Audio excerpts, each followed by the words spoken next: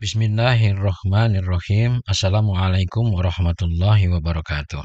Alhamdulillahirabbil alamin, hamdan katsiran thayyiban mubarakan fih. Allahumma shalli wa sallim wa barik ala nabiyyina Muhammad. Bismillahirrahmanirrahim. Rabbi shrah li sadri wa yassir li amri wahlul 'uqdatam min lisani yafqahu qawli. Amin ya Allah ya rabbal alamin. Alhamdulillahirabbil alamin. Senang sekali dapat berjumpa kembali dengan teman-teman semuanya dalam channel kami, Belajar Tata Bahasa Al-Quran. Pada channel ini, insya Allah kita akan belajar bersama kaidah-kaidah tata bahasa Al-Quran, mulai dari tingkat yang paling dasar sampai dengan nanti, insya Allah kita akan mempelajari dan memahami proses penterjemahan ayat-ayat Al-Quran sesuai dengan kaidah-kaidah tata bahasa.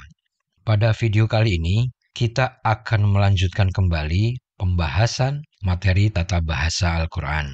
Alhamdulillah, senang sekali pada video kali ini kita akan mempraktekkan kembali ilmu atau materi yang sudah kita pelajari dengan melakukan analisis tata bahasa secara terpadu pada Al-Quran Surat Al-Fatihah ayat 1 sampai dengan ayat yang keempat. Surat Al-Fatihah ayat 1 sampai dengan ayat yang keempat secara kaidah tata bahasa berisi tentang kaidah-kaidah yang terkait dengan jenis kata, frase, dan kaidah tentang kalimat jumlah ismiyah. Alhamdulillah dalam channel kita ini sudah diuraikan materi yang membahas kaidah tentang kata, frase, dan kaidah tentang jumlah ismiyah. Selanjutnya, senang sekali kita dapat mempraktekkan tata cara penterjemahan dan cara memahami ayat-ayat Al-Quran dalam surat Al-Fatihah sesuai dengan kaidah tata bahasa Arab. Pada video sebelumnya, Alhamdulillah kita telah bersama-sama melakukan analisis tata bahasa untuk ayat yang pertama dalam surat Al-Fatihah, di mana kita telah melakukan analisis jenis kata dan juga analisis keterkaitan antar kata dalam membentuk sebuah frase. Pada ayat pertama surat Al-Fatihah, hanya terdapat rangkaian frase harf jar, frase idhofah, dan frase mausuf sifah. Dalam ayat tersebut, tidak ditemukan hubungan sebuah kalimat jumlah ismiyah yang terdiri dari rangkaian mubtada dan khabar atau rangkaian subjek dan predikat. Selanjutnya pada video kali ini, insya Allah kita akan membahas dan melakukan analisis tata bahasa pada ayat yang kedua, surat Al-Fatihah, di mana pada ayat yang kedua ini terdapat sebuah rangkaian kalimat jumlah ismiyah.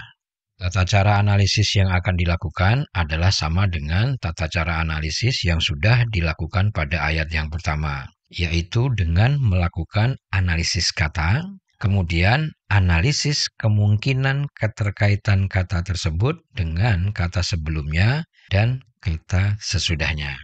Apakah keterkaitan tersebut membentuk rangkaian frase atau sebuah rangkaian kalimat?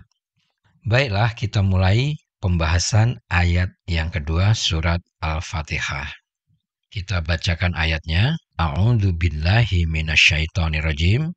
Alhamdulillahi rabbil alamin. Jika kita amati sekilas, ayat ini terdiri dari rangkaian 4 kata, yaitu kata alhamdu, kata lillahi, kata robbi, dan kata al-alamin. Namun, sejatinya ayat ini adalah rangkaian 5 buah kata yang terdiri dari 1 buah harf dan 4 buah isim. Kelima kata tersebut adalah pertama kata alhamdu yang berarti pujian, kemudian harf li yang berarti untuk, selanjutnya ketiga kata Allahi adalah lafzul jalalah Allah, keempat kata Rabbi yang berarti Tuhan, dan terakhir adalah kata al-alamin yang berarti peradaban. Kita mulai pembahasan kata yang pertama, yaitu kata alhamdu. Kata alhamdu dari tanda-tanda yang tampak, kata ini adalah dimulai dengan alif lam atau al. Setiap kata yang dimulai dengan alif lam menandakan kata tersebut adalah isim yang beridentitas ma'rifah atau identitasnya sudah dikenali. Arti kata ini adalah pujian. Tanda alif lam menandakan kata ini sudah dikenali. Di dalam buku-buku terjemahan Al-Quran, kata alhamdu ini diterjemahkan dengan segala pujian. Selanjutnya kita perhatikan bentuk akhiran kata alhamdu. Kata alhamdu berakhiran domah. Berarti isim ini adalah isim yang berstatus rafa atau disebut juga dengan isim marfu. Isim ini beridentitas ma'rifah karena diawali dengan tanda alif lam. Kaidah tata bahasa Arab menjelaskan bahwa sebuah isim marfu yang beridentitas ma'rifah yang terdapat pada awal sebuah kalimat kemungkinan dapat berperan sebagai mubtada atau subjek dalam sebuah kalimat. Untuk menguji kaidah ini, maka harus dilakukan pemeriksaan pada kata atau frase yang mengikuti kata alhamdu. Harus diperiksa apakah kata dan frase tersebut bisa berperan sebagai khabar. Jika kita perhatikan, kata yang mengikuti kata alhamdu adalah harf jar li pada frase kata depan lillahi. Harf jar li pastinya tidak dapat berperan sebagai khabar. Maka dari itu harus diperiksa apakah frase kata depan lillahi dapat berperan sebagai khabar. Dalam kaidah kalimat jumlah ismiyah yang sudah diuraikan dalam bab yang ke-9, salah satu jenis khabar adalah frase kata depan. Jadi, kata depan lillahi adalah benar sebagai khabar dari isim marfu alhamdu. Hasil analisis ini memberikan kesimpulan bahwa rangkaian kata dan frase alhamdulillahi adalah sebuah rangkaian kalimat jumlah ismiyah. Kalimat ini terdiri dari kata alhamdu sebagai mubtada dan frase kata depan lillahi sebagai khabar. Makna kalimat ini adalah segala pujian adalah untuk Allah. Bisa juga diartikan segala pujian adalah milik Allah. Kita lanjutkan dengan analisis selanjutnya, yaitu pembahasan kata Allahi. Kata Allahi berakhiran kasroh berarti berstatus jar. Status ini sesuai atau memenuhi syarat dari kata sebelumnya, yaitu harf jar li. Kedua kata membentuk frase kata depan lillahi. Frase ini sudah kita bahas sebelumnya pada saat membahas kalimat alhamdulillahi. Analisis selanjutnya adalah kita akan memeriksa kemungkinan keterkaitan kata antara kata Allahi dengan kata selanjutnya, yaitu kata Robbi. Terdapat 3 kemungkinan keterkaitan antara kata Allahi dan kata Robbi. Kemungkinan yang pertama, keduanya dapat membentuk sebuah kalimat jumlah ismiyah. Kemungkinan yang kedua, keduanya dapat membentuk frase idhofah. Kemungkinan yang ketiga, keduanya dapat membentuk frase kata sifat. Mari kita periksa masing-masing kemungkinan tersebut. Kata Allahi adalah ism majrur ma'rifah. Berarti kata ini tidak bisa menjadi mubtada karena dia ism majrur. Jadi tidak mungkin kata Allahi membentuk kalimat jumlah ismiyah. Analisis selanjutnya adalah kata Allahi adalah ism yang termasuk kata ganti nama atau personal pronouns. Kaidahnya, kata ganti tidak bisa menjadi mudhaf karena kata ganti adalah beridentitas ma'rifah. Sementara syarat isim untuk menjadi mudhaf adalah dia harus berupa isim ringan yang tidak ada al atau dia harus nakirah. Jadi kata Allahi tidak mungkin membentuk frase idhofah dengan kata Robbi. Kemudian analisa kemungkinan keterkaitan yang terakhir adalah kata Allahi mungkin membentuk frase kata sifat dengan kata Robbi. Untuk mengujinya, kita harus memeriksa 4 properti kata Allahi apakah sama dengan 4 properti kata Robbi. Berdasarkan analisis yang telah dilakukan pada materi sebelumnya atau pada video sebelumnya, pada saat kita membahas analisis surat Al-Fatihah ayat yang pertama, kita sudah mendapatkan informasi atau kita sudah menguji properti kata Allahi adalah jar karena berakhiran kasroh, tunggal karena Allah itu tunggal, maskulin karena Allah merepresentasikan dirinya dalam Al-Quran dengan kata huwa, terus kemudian identitasnya ma'rifah.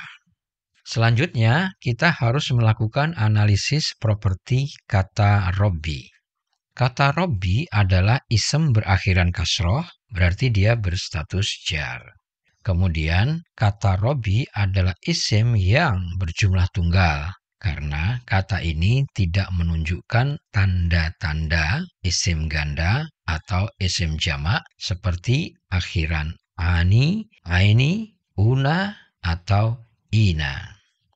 Selanjutnya, kata Robbi adalah isim yang bergender maskulin karena tidak terdapat tanda-tanda feminin seperti akhiran tak marbutoh. Terakhir, kata Robbi adalah nakiroh atau identitasnya belum dikenali karena tidak terdapat tanda-tanda ma'rifah seperti alif lam. Kesimpulannya adalah properti kata Robbi adalah jar, tunggal, maskulin, dan nakiroh. Dari analisa tersebut, kita dapati bahwa properti kata Robbi ternyata tidak sama dengan properti kata Allahi. Terdapat perbedaan identitas. Kata Allahi identitasnya ma'rifah dan kata Robbi identitasnya nakiroh. Artinya, kata Robbi bukan sifat dari kata Allahi. Kemudian, kita akan melakukan analisis lanjutan pada kata Robbi. Analisis tersebut adalah apakah ada keterkaitan kata antara kata Robbi dengan kata selanjutnya yaitu kata al-alamin. Dari analisis sebelumnya, kata Robbi adalah jar. Jadi dia tidak mungkin berperan sebagai mubtada. Kemudian kata Robbi adalah nakiroh. Sementara kalau kita lihat pada kata al-alamin, kata ini terdapat alif lam atau kata ini beridentitas ma'rifah. Dari tanda ini dapat kita simpulkan bahwa kata Robbi dan kata al-alamin tidak mungkin membentuk frase kata sifat. Kemungkinan yang terakhir adalah apakah kata Robbi dan kata al-alamin membentuk frase idhofah. Mari kita lakukan analisisnya. Berdasarkan analisis bentuk atau tanda-tanda pada kata Robbi, kita melihat bahwa kata Robbi adalah termasuk dalam jenis ringan, di mana tidak diakhiri dengan tanwin. Dan kata Robbi juga tidak terdapat tanda alif lam atau dia nakiroh. Kaidahnya, isim ringan yang tidak terdapat tanda alif lam atau nakiroh, dia dapat atau mungkin berperan sebagai mudhof dalam frase idhofah. Kaidah lanjutannya adalah sebuah mudhof harus diikuti mudhof ilaihi. Syarat mudhof ilaihi adalah berupa isim yang berstatus jar. Sehingga kita perlu memeriksa apakah kata yang mengikuti kata Robbi adalah isim yang berstatus jar. Kata al-alamin adalah kata yang diakhiri dengan akhiran ina. Kata yang diakhiri dengan akhiran ina, dia dapat berstatus nasab atau jar sesuai konteks di dalam frase atau kalimat. Berdasarkan kaidah ini, langsung dapat disimpulkan bahwa kata al-alamin adalah berstatus jar karena berkesesuaian dengan kebutuhan kata robi dalam membentuk frase idhofah. Jadi, antara kata robi dan kata al-alamin membentuk frase idhofah. Kata robi sebagai mudhof, kata al-alamin sebagai mudhof ilaihi.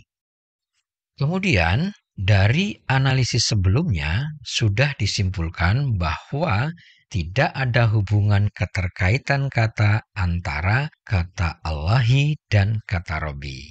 Maka selanjutnya kita akan memeriksa apakah ada keterkaitan kata antara kata Allahi dengan frase idhofah Rabbil Alamin. Sebagaimana pada saat kita menganalisa kemungkinan keterkaitan kata Allahi dengan kata Rabbi, secara kaidah tata bahasa, kata Allahi tidak dapat berperan sebagai mubtada karena dia jar, sehingga dia tidak dapat berperan sebagai mubtada. Selanjutnya, kata Allahi juga tidak dapat berperan sebagai mudhof. Jadi, kemungkinan bentuk keterkaitan kata antara kata Robi dan frase Robbil Alamin adalah keduanya mungkin membentuk frase kata sifat. Pertanyaannya adalah, apakah frase idhofah Robbil Alamin bisa berperan sebagai sifat? Jawabannya adalah bisa. Karena frase idhofah secara kaidah tata bahasa memiliki satu kesatuan makna dan satu kesatuan sifat. Sebuah frase idhofah juga memiliki satu rangkaian properti untuk status, jumlah, gender, dan identitasnya. Jadi kesimpulannya, frase idhofah dapat berperan sebagai sifat. Frase idhofah juga dapat berperan sebagai mubtada, dan terakhir frase idhofah juga dapat berperan sebagai khobar. Kemudian, untuk menguji apakah frasa Rabbil Alamin adalah sifat bagi kata Allahi, maka kita harus memeriksa 4 properti frase idhofah Rabbil Alamin apakah sama dengan 4 properti kata Allahi.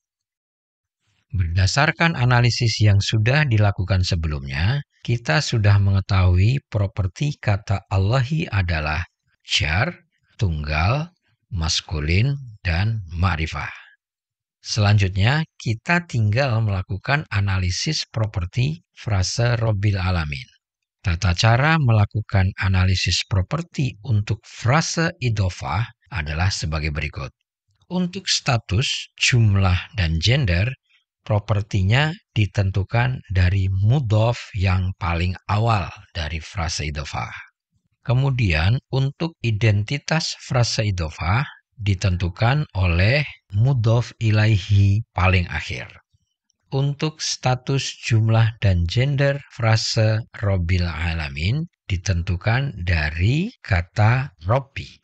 Dari analisis sebelumnya, kita mengetahui properti kata Robbi adalah statusnya jar, jumlahnya tunggal, dan gendernya maskulin.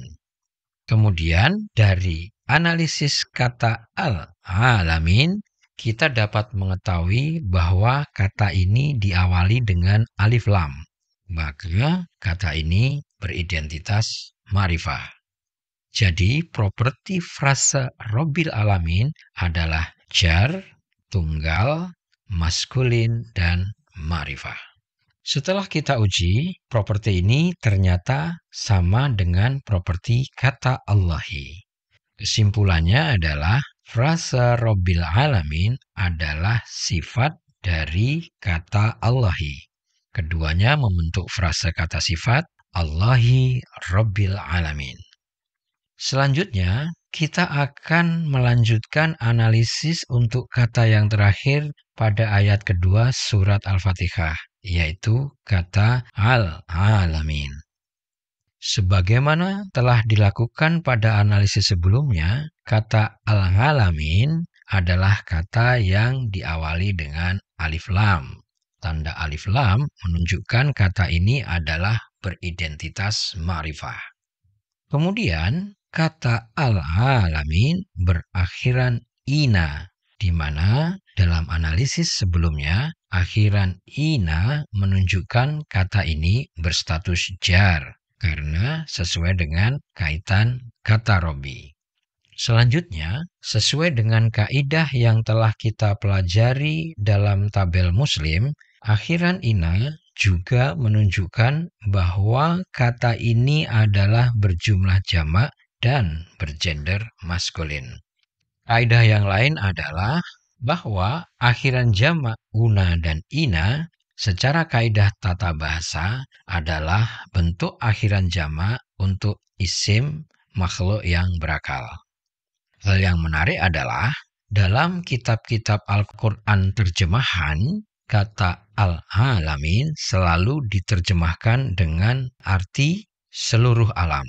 Dalam bahasa Inggris juga diterjemahkan dengan arti yang sama, yaitu the universe. Sementara menurut kaidah tata bahasa, akhiran ina adalah merepresentasikan isim jamak untuk makhluk berakal. Sehingga dari pemahaman kaidah tata bahasa tersebut, penterjemahan kata al-alamin yang lebih sesuai dengan kaidah tata bahasa adalah peradaban. Dalam hal ini adalah peradaban manusia dan jin. Karena al-alamin termasuk isim jamak, maka terjemahannya menjadi seluruh peradaban. Demikianlah analisis terperinci kata demi kata, frase demi frase untuk ayat kedua surat Al-Fatihah. Berikut disampaikan ikhtisar dan kesimpulan analisis tata bahasa pada surat tersebut. Pertama, secara tata bahasa, ayat ini merupakan kalimat jumlah ismiyah, yaitu alhamdulillahi, di mana kata alhamdu sebagai mubtada dan frase lillahi sebagai khabar. Ikhtisar yang kedua adalah dalam ayat ini terdapat frase idhofah Rabbil Alamin yang berarti Tuhan dari seluruh peradaban. Frase ini terdiri dari kata Rabbi sebagai mudhof dan kata al-alamin sebagai mudhof ilaihi. Ikhtisar yang ketiga adalah kata Allahi memiliki dua peran. Peran pertama sebagai ism majrur yang mengikuti harf jar li dan membentuk frase kata depan lillahi. Peran yang kedua adalah kata Allahi adalah sebagai mausuf atau kata yang disifati dalam frase kata sifat Allahi Rabbil Alamin. Frase kata sifat Allahi Rabbil Alamin maknanya adalah Allah adalah Tuhan dari segenap peradaban. Selanjutnya, kesimpulan terjemahan ayat Alhamdulillahi Rabbil Alamin menurut kaidah tata bahasa adalah segala pujian adalah milik Allah. Allah adalah Tuhan dari segenap peradaban.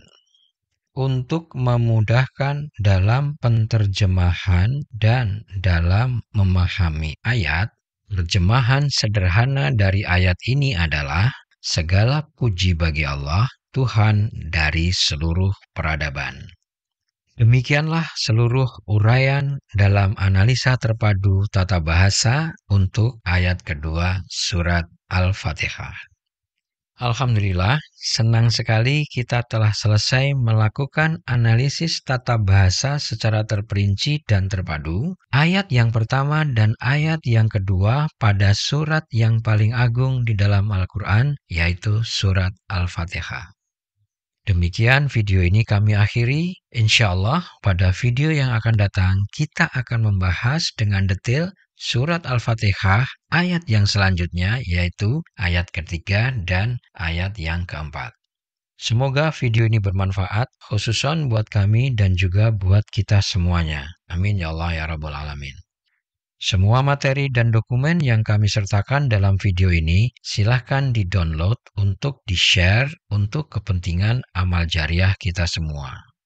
Kami mohon maaf jika terdapat kekurangan dan kesalahan dalam kami mempersiapkan materi dan juga dalam kami menyampaikan materi. Mohon koreksinya jika terdapat kesalahan untuk dapat menjadi perbaikan dan supaya channel ini menjadi semakin lebih baik dalam menyampaikan kaidah-kaidah tata bahasa Al-Quran. Kami tutup. Subhanakallahumma wa bihamdika asyhadu alla ilaha illa anta astaghfiruka wa atubu ilaik. Wassalamualaikum warahmatullahi wabarakatuh.